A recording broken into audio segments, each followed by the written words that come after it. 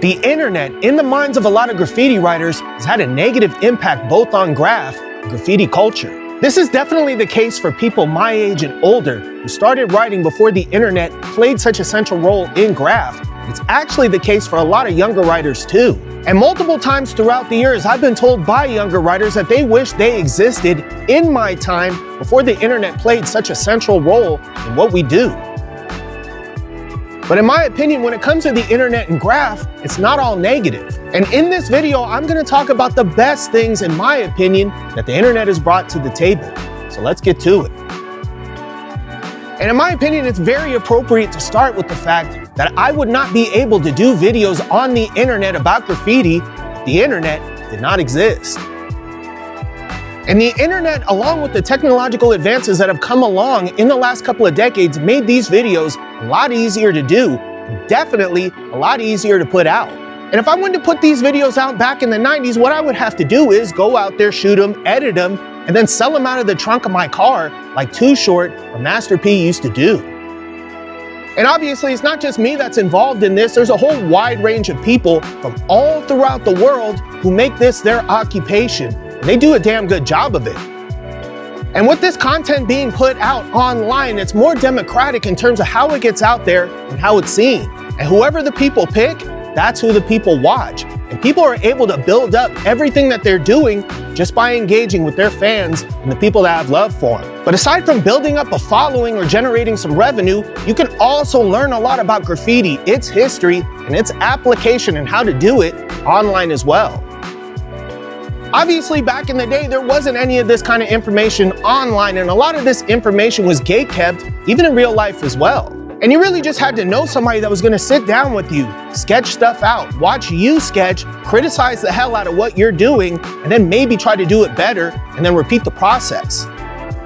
And in 2026, I can tell you this process has been sped up especially. You still gotta put in the work, you still gotta practice, and you still gotta stay down and dedicated to what you're doing to make any kind of progress. But in particular, because people post videos of them sketching letters out, for those of us who are more so visual learners, we're able to see exactly what line goes where, what people do in particular moments to form these letters, how to do them ourselves. And this kind of knowledge is invaluable. Some of you guys out there watching these videos don't know anybody else that writes. So there's no way that anybody is gonna be able to sit down with you and instruct you correctly on what to do. And these videos are a lifesaver. And if you're simply just a person that loves to learn, and loves to learn the history, and loves to learn about the cultural elements of this thing that we love, now is a pretty great time to exist. But by far, my favorite part of the graffiti world being centered on the internet is seeing all the different graff from all throughout the world. And ever since I first got on the internet in the late 90s, it's been that way. For as long as I've been involved in doing graffiti, I've also had a great appreciation for graffiti. And from the first time I hit up at Holly Park, I was going all around San Francisco all the time. Every time I left the house, just checking out everybody else's work. And little by little, as I would ride the bus or just walk around and check out art, I would come to find more and more things that I loved about graffiti and about the artists I saw. And in late 1997 and early 1998, I started checking out Graff online on the website Art Crimes. I was also checking out a lot of Graff on Hi-Fi Art because this was a website dedicated to San Francisco and everything that we saw in the city. But unlike Hi-Fi Art, Art Crimes had a worldwide scope. And especially in places where I had family like Northern Ireland and in England, I could see what was going on and what people were doing out in the streets where I otherwise wouldn't. But especially, I could see what was going on down in LA. And as a dude from San Francisco, I can tell you that these two places have animosity for each other, but I had a lot of love for the artists that were coming up from LA and doing their thing in the city. But in going on Art Crimes, I could see a much bigger database of what they were doing, and some of my favorite pieces that I ever saw from them, I saw on that website. And similarly to how I was able to check out a lot of stuff from LA, I can now also check out a lot of work from New York City. And considering how sacred NY is to Graff, this was a huge blessing that I was able to check out something of their scene when I was still developing as a writer and as a person. And through these different websites, I was also especially able to see how artists developed and how their styles progressed. And this is also just one of my favorite things about Graff, period. I like to see writers try new things, try new styles, try new types of applications, and I like to see what their hard work is getting them. I can also say that I was also doing this before the internet as well. And in just the course of living that life of a writer, when I'd be going out there doing my own thing, hitting up, and seeing other people's work as well, I would take note if somebody was doing something different. Sometimes it could be something as simple as the homeboy Curbs hitting up his name backwards. And then him developing a proficiency of doing his name backwards led him to doing throw-ups and pieces backwards too. Sometimes it was even on a more micro scale than that, and you just see a single letter get tweaked, or just a little thing added on to a particular part of the letter that would change up the whole presentation of this writer's work. And when you were just tapped in enough to what all these writers were doing, you would see these very small progressions, but they would mean a lot, or at least they meant a lot to me. Sometimes you weren't even checking for the new style progressions, but you were just checking out the social goings-on through this writer's work.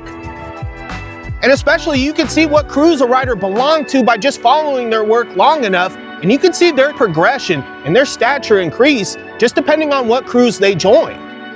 And I remember the first time I saw the homeboy C4 hitting up the crew THR. I want to say that this was in 1999, so I wasn't even actively writing by that point any longer. And with me being out of the game at that moment, you might feel like me seeing the homeboy from a very prestigious crew wouldn't have meant as much. But seeing C4, somebody that I knew from before Graff, somebody that served as a mentor to me, even before I ever thought about writing, being in the same crew as Twist, and some of the other legendary writers in the city, damn near brought a tear to my eye just because of how happy I was for him and his progression. I can't say it enough, but C4 was one of the coolest people I ever met in Graff, just one of the coolest people I've ever met, period. And to see him be accepted into this elite class of writers that was at the top of the city's hierarchy just made me really proud of him and what he was doing. And with the internet playing such a role in graffiti in present times, you can see this same development now in real time. Every time somebody posts something, you can see the improvements, or you can see how what they're doing is regressing. And you can support this person or you can clown this person, but everything that they're doing is out there for you to see and comment on. And you never know who's gonna be the next person that's a big name, making a big splash and kicking up a lot of dust. But you can see this progression happen if it happens. But while everything that I mentioned so far is really positive, especially me being able to do these videos and put them out, there's one thing in particular I hold above all else. And that is being able to see the work of writers that I personally know that I haven't seen in a really long time.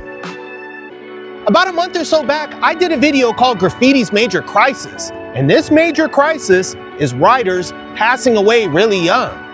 So anytime I get a picture from back in San Francisco and I get to see the work of somebody I haven't seen in a long time, I know that this person is still with us.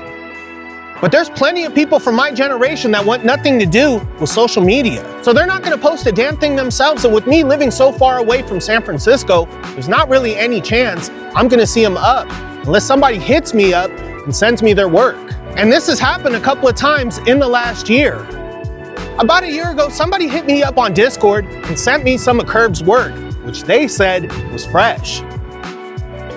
And maybe a few months later, I got hit up by the writer Hot Rod, and shout out to Hot Rod, who's a really dope writer in San Francisco, and he sent me a picture of an edge tag that he found in the city. And this edge tag was done by the homeboy C4. And when I first saw it, it just kind of threw me for a loop, and I was a little out of it, and I was a little preoccupied when Hot Rod hit me up. So I thanked him for the picture, but I felt like the thanks that I gave him wasn't sufficient, so I went back and hit this fool back up and thanked him again. But just knowing that these guys are alive and they're well, or at least well enough to do Graff, gives me a lot of hope that we can reconnect sometime in the future. And without fools hitting me up and sending me these pictures and giving me these proofs of life, that hope did not exist. At some point, I will talk about the negatives that the internet brings to this thing that we love. But seeing a homeboy of mine that I've known for over 30 years, still alive, still well, and still running, is gonna balance a lot of that out, and it does. And for anybody out there that spends a lot of time on the internet, especially in relation to Graff, I'd recommend finding your own balance as well, because it's gonna go a long way and you loving this thing that we all love.